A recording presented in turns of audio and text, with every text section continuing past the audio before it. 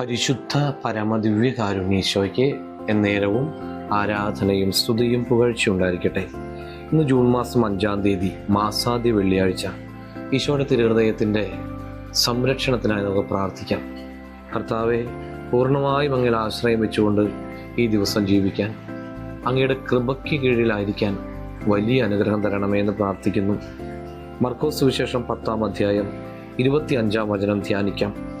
ധനവാൻ സ്വർഗരാജ്യത്തിൽ പ്രവേശിക്കുന്നതിനേക്കാൾ എളുപ്പം ഒട്ടകം സൂചിക്കുഴയിലൂടെ കടക്കുന്നതാണ്. ഭൂമിയിലെ ധനവാൻ സ്വർഗത്തിലെ ദരിദ്രനാണ് എന്നോർക്കാം. ആർക്കും കൊടുക്കാതെ ശേഖരിച്ചു വെക്കുന്നവൻ ചിന്തിക്കുന്നത് ആപത്ത് കാലത്ത് ആ സമ്പാദ്യം തന്നെ സഹായിക്കും എന്നാണ്. ജീവിതാന്ത്യത്തിൽ ഭൂമിയിലുള്ളവർക്കും സ്വർഗത്തിലുള്ളവർക്കും അവനെ വേണ്ടാതാകും എന്ന് ചിന്തിച്ചാൽ എത്രയോ നന്നായിരുന്നു.